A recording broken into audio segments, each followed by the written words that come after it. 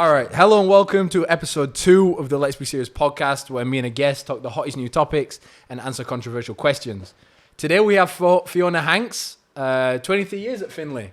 Recently became athletic director for sports medicine. Was head athletic trainer here for 20 years. Won training staff of the year in 2017-18 season. And originally from Sydney, Australia. That's right. See, I do my research. A little bit. It's easy to read a biography on the website. I don't know. I tried. Yeah. So tell me something about you that I couldn't find in a biography. That I am passionate about cheese. Wow. Yes. So referring to an episode in season 1 with Wags, you weren't happy with his pick. I mean, that's his pick, and he's allowed to have his pick. Yeah. I just think Swiss cheese has no flavour. Wow. So you need to go for something with a little more flavour. Like? Well, depending on what you're eating it with. Oh, Like that's a true cheese connoisseur. On a burger, you go with a solid cheddar. Right? On a ham sandwich, you could go for something like a Gouda, or maybe a Munster, or a Havarti. You lost me. Exactly. But I'm impressed that you lost me. Yeah. So, all right, let's talk about athletic training. What is your favourite sport to work and your least favourite? I feel like we've had this conversation. This is going to be before. a look. Yeah, I mean, this might. Don't worry about hurting feelings. I'm not going to hurt feelings. I'm struggling because it's kind of hard to narrow down. So, my favourite sport to work kind of as a full-time sport is men's basketball. Yes. So not just basketball, but men's basketball. Yeah. Because of everything about the program. However, I love the sport of swimming. Right. Growing up in Australia, that is pretty much a part of my life since I was a little girl. Mm-hmm. So I'm not going to say swimming would be a close second because they're not really comparable. You know, basketball, travel to every game, work every practice, work every game. Swimming, it's more dealing with issues as they arise. Yeah. So I can't really compare them. So I would say both of those are pretty close as far as my favourite sport. Basketball just gets a little bit more for the whole...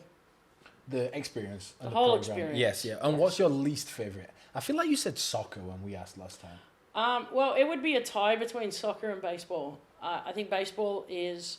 And our baseball coach knows this. I think baseball is the most boring sport in the world. Way worse than cricket. Organised laziness. Way worse than cricket. And I am not a huge soccer fan, men's or women's. I like even on the World Cup, I'm not really going to watch it on TV. Is your love for working the sport depending on your love for watching it? Not at all. Okay. Not at all. So we used to have ice hockey. Yes. And when I first came to Finley, I was hired to do women's ice hockey, even though I had never seen an ice hockey rink in my life. Wow. And I loved working that. At the time, it was probably my favourite. Right. But then they sadly cut that. I like watching hockey in person. Yeah. Don't like watching it on TV. I wouldn't waste my time. No, me either, no. Basketball, the only basketball I watch on TV is March Madness. Yes. It's that time of year. So the only basketball I care about is University of Finley. Yeah. And March Madness. Yeah, like I love watching football, American football. Yeah. Working it was good when I worked it. I'm okay not working it again. I feel like American football is a good one for this. What's the worst injury you've ever seen? Like, is there, like, okay, so professionally you have to be able to deal with stuff that I couldn't deal with because I'm not a professional in your industry. Yeah. But has there ever been an injury that you've seen and you've been like, oh. Oh, absolutely. You know what I mean? But you actually, just had to hold it together. What's the first one that jumps to mind? So the worst injury I ever saw was actually when I was a student in undergrad, and it was a volleyball player, and she had stepped on somebody else's foot under the net. Her foot was pointing towards her head. The bottom of her foot was pointing towards her head, and that made me pretty grey. Yeah, I'm not too educated, but I know that's not ideal. That's not ideal. I've had a fracture dislocation of an ankle in football, but the kid was wearing an ankle brace, so it wasn't as visible. Right, okay. Hers was completely visible because her shoe was pointing the wrong way. So let me ask you this. When it comes to like injuries that look bad, is there any that look really bad that are actually not that bad? Like, so the first one that jumps to my mind is like when I split my eye open, Yep. blood everywhere, Everywhere. carnage, but it doesn't hurt. Yeah. You know what I mean? So is there any that's like an injury that jumps to mind that when people look, they're like, oh, that must really hurt, and it actually doesn't really hurt? No, I'm pretty sure that girl's ankle hurt. Yeah. Yeah, if you get cuts on the head, they're going to bleed like a river, Yeah. but they're not necessarily that Painful. devastating. Generally, if it looks bad, it is bad. Yeah. So let's get back to you. You have a dog called Remy. I do have a dog called See, Remy. slowly you started to realise, I've done my research here. Okay. So, why did you call it Remy? So, actually, this is a great story. We rescued Remy from the Toledo Humane Society. She actually came from Arkansas. So what happens is down south, they are overrun with stray dogs. Up here, overrun with stray cats. So they actually do a switch. So a giant truckload of cats goes to Southern Humane Societies, Okay. and a giant truckload of dogs come to Northern Humane Societies every now and then. So Remy came on a giant truck from Arkansas. So I wanted to call her Harley, as in Harley Davidson, the Road Warrior. Nice. Right. Except, this is probably good and bad. We were out to dinner with friends right before we were going to pick up Remy. Okay. And my friend's wife said, what are you going to call your dog? And I said, Harley. And because of my accent, she thought I said Holly, as in Christmas, Holly. Oh, yeah. And she goes, Holly. And I said, no, Harley. And she knows me. She started laughing. Her husband started laughing. After dinner, we got back in the car, and Melissa said, we can't call the dog Harley because nobody will understand what you're saying. Yeah. So I was like, facts. Yeah. So then, I don't know, maybe the next day or something, Melissa came up with, let's call the dog Remy. And I said, that's a great name. That is a cool name. I don't think I've ever met a dog called Remy. Yeah. Is it well trained, your dog? Is Remy well trained? She is pretty well trained. I feel like being in the industry of like physical health and like stuff like that, and I'm sure you're very aware of your dog's health and like it's stuff like that. How do you feel about the whole thing about the prong collars? I think they're absolutely brutal. Do you? Yeah. See, I thought about this because I thought, you know what, I feel like she's someone that's passionate about this. Yep, I think they're horrible. There might be some dogs with some correct owners that need prong collars for a short time. Yeah. I don't think so. That's it. Fair enough. Yep. Has your dog ever got injured? Knock on wood. No. Yeah. Okay. I just wondered if you'd like, I don't know, fixed it. You know? Our previous dog had an injury to his back leg, and I definitely taped it up because he had a wound on his back leg, and I definitely taped it up like I would tape Put him an through athlete. rehab.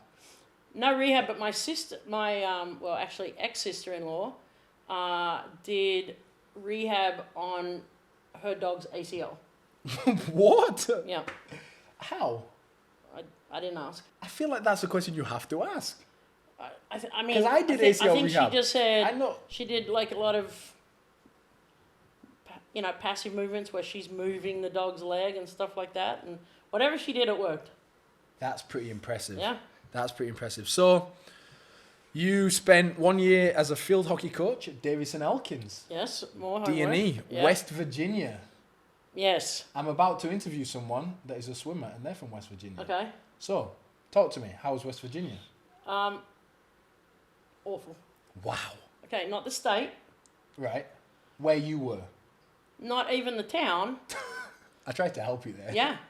So when I went for my interview, Yeah. everyone was super friendly and, oh my gosh, can't wait for you to come. And then when I arrived, they turned into the devil and I was miserable and I left there pretty quickly. Yeah, we all have that place we went for a year that we thought was going to be good and we had to leave. It was pretty miserable. It happens to us. Did you know that West Virginia is the home of the Golden Delicious Apple? Founded in Clay County in 1905. No, but I don't really like Golden Delicious apples, so... Really? What's your yeah. favourite apple? Pink Lady. Great choice. Yeah. Great choice. Yeah. Pink Lady, Granny Smith is up there, but you just can't eat it within 2 hours of brushing your teeth. Otherwise, it's carnage. Right. because it's just so sour and so bitter. But Pink Lady, great choice. Let's go to Australia. Yeah, it's Let's much take a better. trip. Much better stories. Let's take a trip. What is the most common misconception about the land down under? That everything in Australia will kill you. Yeah? I think I'm along with that conception. Yeah. I believe that. It's not true. This is the thing. I'm from England, and I know this sounds absolutely bizarre, but I'm going to go out on a limb and say it. It's tough to die in England. It's difficult. It is. It's tricky. Like, unless you get hit by a bus, Yep. or you're in old age, Yep. or you have like a health condition, Yep. there's not many ways. We don't have anything that can sting you and kill you. We don't Right. have anything that can eat you and kill you. Right. It's tough. You guys have bears, We do not have crocodiles. bears. I'm just saying in different countries. Oh. Bears, crocodiles, spiders, snakes, you name it. Even like the weather conditions.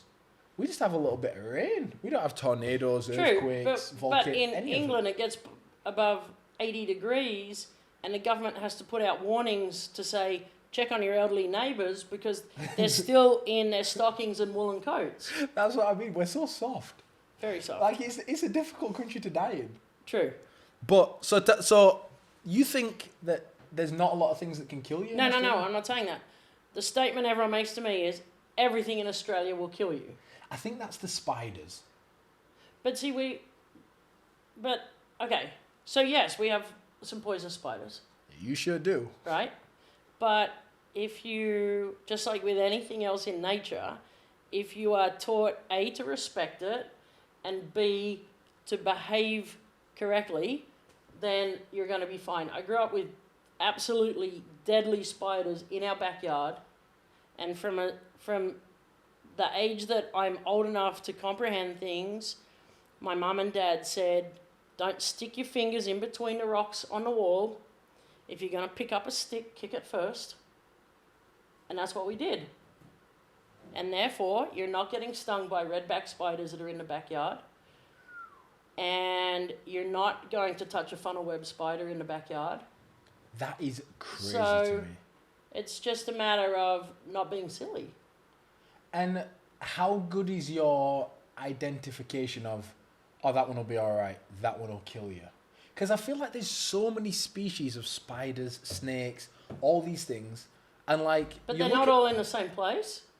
True. Geographically, they're in different parts. But what if a redback's just taking a wander down the street, and you think this poor guy's just minding his business? You go to flick him, and all of a sudden. But why You're would at you Heaven's flick any Gates. spider?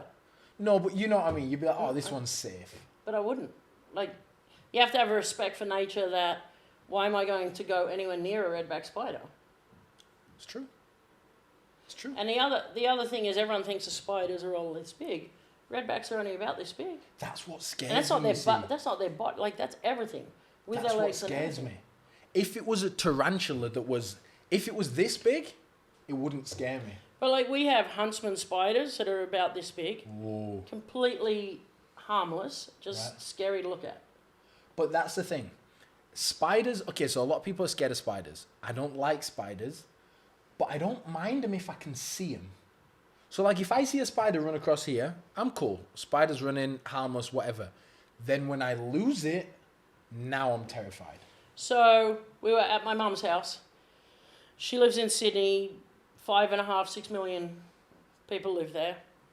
And she lives in a 4-story split-level townhouse. Mm-hmm. And our bedroom that we stay in is upstairs. It's got a bathroom next door. My mum and I are downstairs. Melissa's upstairs.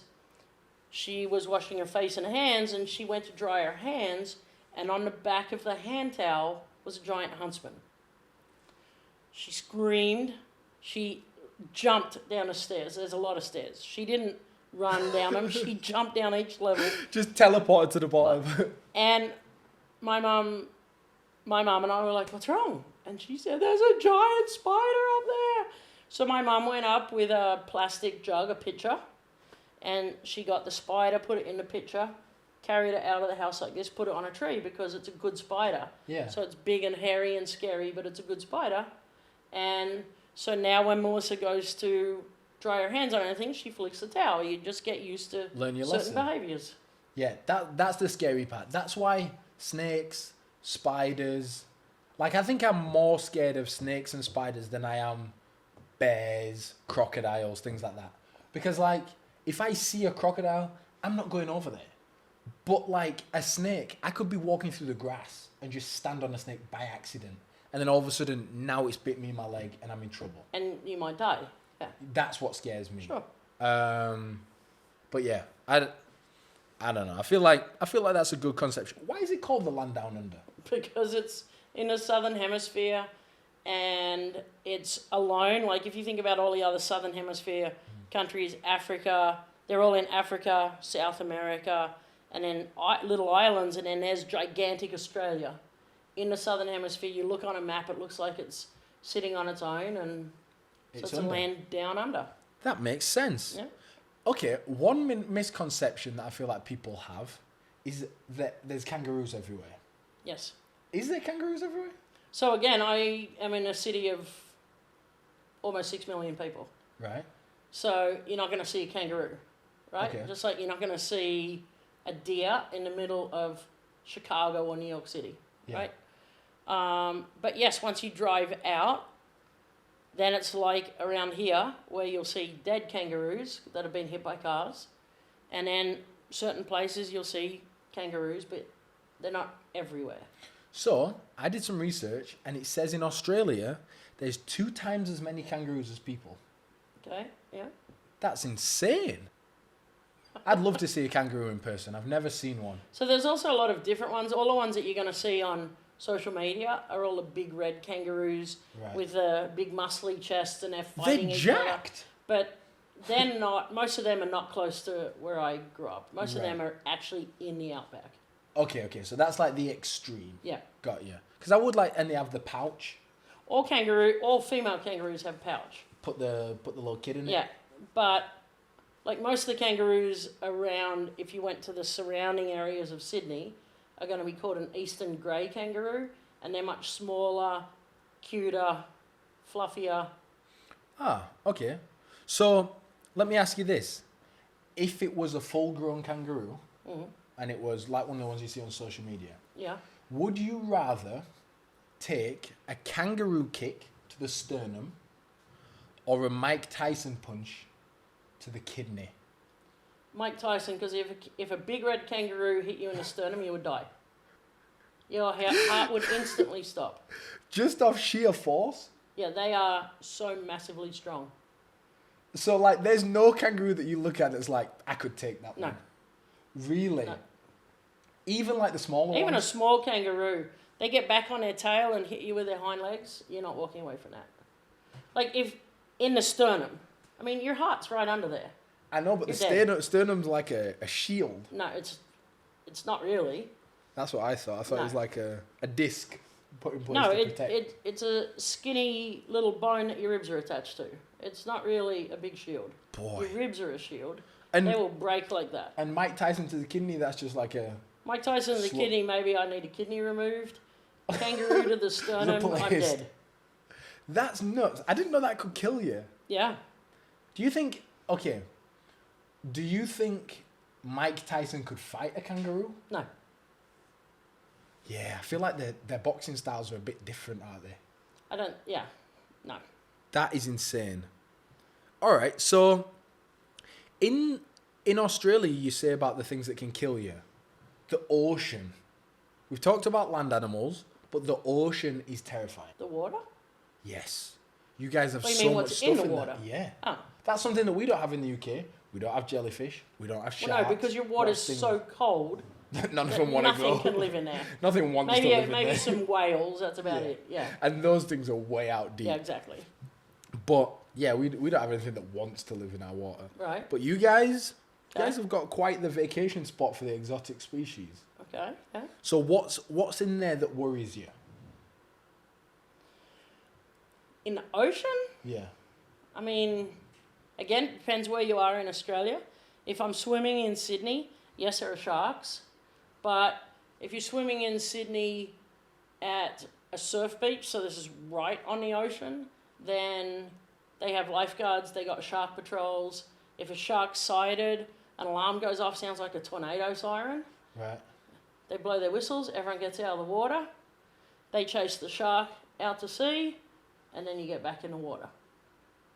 Oh, boy. If it's up north, where my brother lives up near the Great Barrier Reef, Right. I am much more terrified to swim there because there's saltwater crocodiles. You can't see them, and they're much sneakier. When I was in Florida, I went to it was like an alligator thing. Yeah. And we were like riding around on one of those hover things with the fans on the back. And like the tour guide was like, oh yeah, there's an alligator over there. And I was like, where? Yeah. And you can just see like its eyes just poke. Yeah. It's terrifying. Yeah. Yeah. But you know what does scare me that I've never had to worry about in life? Jellyfish. So again, in Sydney we've got these ones that we just call jelly blubbers. Right. And they're pretty much harmless, and we used to have jelly blubber fights. So you'd pick it up and peg it on your friend's back and splat it on their backs. Keegan and Mike was telling me about this, and I didn't think it real. I thought they were being like stupid. No, we used to always do that when we were kids. Jellyfish dodgeball. But it has to. Well, no, it was just you just smack it, just peg it on their backs. But then we do have other jellyfish called blue bottles. Right. And they're not deadly. Well, if you get stung constantly around your neck. So their stings hurt like crazy. They come in on certain winds. Okay. So, if you go on the beach and you see a blue bottle on the sand, then you question whether you're going to go in the water or not. Right, okay. So if I see one on the sand, I'm looking around, I'm looking in the water because they float on the surface. And their tentacles can be this long or they can be 6-7 feet long. Jeez. And if there's multiple, I'm not swimming. Yeah, that's crazy. They're not constant. It's a certain wind, certain tide. They float in. You stay out of the water. I've told other people. We were swimming at Christmas, and some blue bottles started coming in. So I was like, we're going to get out of the water. But I alerted a couple of other people because they were getting a bit close, and you just say, oh, excuse me, there's a blue bottle right behind you. Yeah. And they pick move, the bags up and and then, move pretty quick.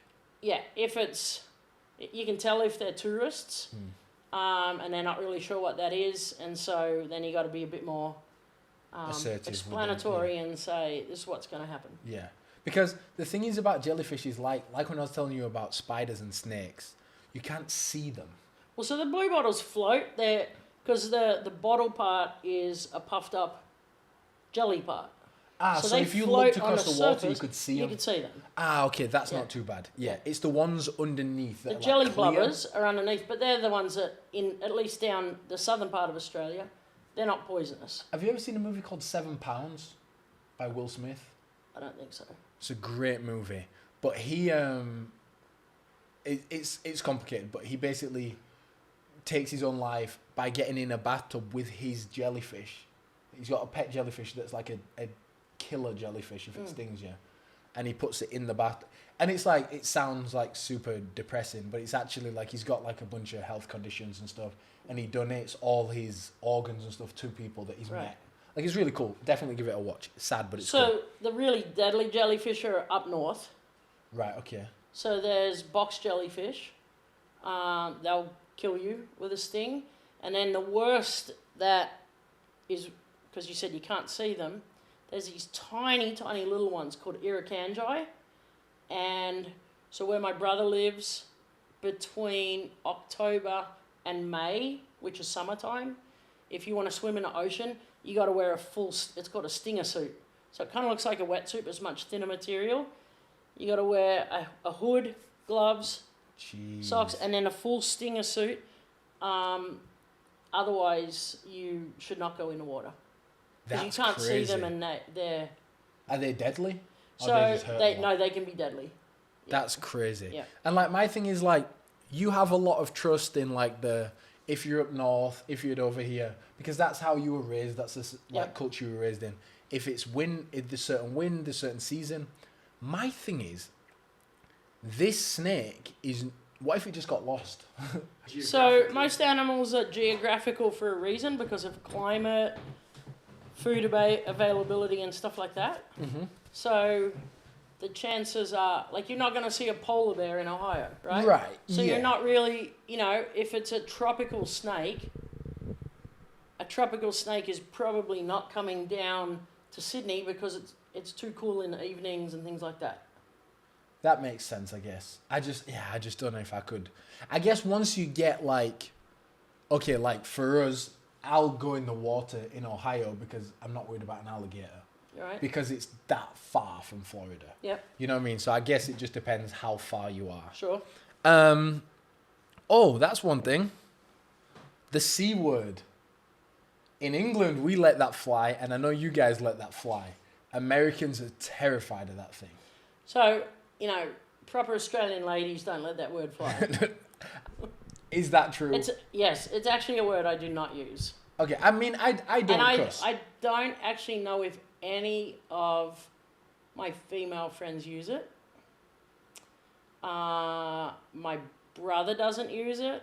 I know people that use it, and I know that the perception is Australians use it for everything, and I think Australians that are trying to prove something on social media and that, they throw it in, like Australian comedians that are trying to break big, they'll constantly throw that into their show. Yeah, yeah. But, maybe I hang out with not the wrong crowd, but the right crowd. Yeah. Because I don't know very many people that use it even in a fit of anger. Okay. Because I feel like that is But it is a little more acceptable. It is, yeah. Because here here it's like... Oh, here... The whole arena will go quiet if you say that. Like, it's Yes. like oh my gosh, they just said that. Yeah. But like in England, people let fly. Like I say, I don't cuss. So I don't like... And I'm not usually around anyone. My parents don't cuss. My family don't cuss. Like, not many of my friends here cuss. But like, I've been in places and I've been with friends back home. And that word's just flying like it's nothing. Yeah. And I feel like in America, in Australia, they say it with like a A instead of a U. Like, as the accent. Maybe. I'm not going to say it. No, but you know what I mean. Yeah. So it sounds like it's like a cool thing that people do on social media if they're Australian to stand out. I get what you mean. That makes sense. Yep. But yeah, I just wanted to ask about that because I know that's the thing. All right. My last question. If you could bring 3 things from your culture to America, what would they be? They can be mannerisms. They can be physical objects. They can be concepts. They can be anything. I don't know how to answer this without getting... I mean, I think Australians tend to be a lot more laid back. Like, Americans are really uptight. And they're especially really uptight about... well, it's weird. Americans are really uptight about stuff, but then Americans also overshare. So they're uptight about, we'll say, Speedos. Okay. People comment all the time about... Because the swimmers will, be up in the lobby and they'll be doing their stretches and they're in their Speedos. Right. And non-swimmers are like, oh my God, I didn't even think they were wearing anything. I was like, relax. It's a Speedo, right? But then, so they're uptight about that sort of stuff. Like, but I can see his whole outline. I was like, whatever. Yeah. But then Americans are also into oversharing, where you'll just meet somebody and at the end of your first conversation, you know that they've been divorced, they've been abandoned by their parents, they've lost all their money, and, whatever. And so I think I would relax a little bit on the body stuff. Yeah. Stop oversharing, undershare. Australians are not really oversharers. You have to really get through a big relationship until you're about to say stuff. You have to get to know someone to know personal things about them, which is what it should be. Yeah. And I think in general, just kind of be a bit more relaxed about things. Yeah. People get really uptight about life in general. My thing on that, I think some people get uptight about things they can't control. Yep.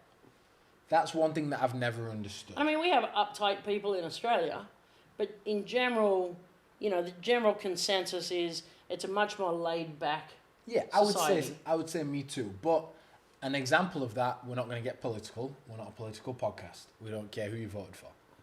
But people that like you'll go around Findlay and it'll say Trump 2018, I don't know how it was, 2018 on the thing. And we're in 2023. And they're still really passionate about that. Yeah. It's too late now. There's nothing you can do. Yeah. And like vice versa, people that like Biden will be like, oh, Biden this. It's too late now. Yeah. Why are you so angry about it? There's nothing you can do. Yeah. And that's one thing that for me is like, political is just an example. Yeah. But there's a lot of things, it's out of your control. Yep. Let it go. Yeah. You know what I mean? Like, just move on. Be happy. Stop complaining. Yep. I would agree. I think that's a good one. What else? What else? I'll give you an example. Dairy milk. Dairy milk is like sent from heaven. 100%. That's the first thing on my list. Dairy milk. Absolutely. Bring dairy milk to America. Absolutely. Well, Get rid of Hershey's. So here's the thing. You can get dairy milk that is either... In some places you can get it from England, or occasionally you can get it from other places, but it's not... It's not the same. It's not the same. And dairy milk is phenomenal. Now, I will tell you that I think it's just because we were brought up on it, because my wife will swear on Hershey's, and she's had both. And I think that's a sad substitute. Yeah, it is. I know it's all got to do with the grass that the cows eat to produce the milk, because English dairy milk, Australian dairy milk, and New Zealand dairy milk all taste slightly different.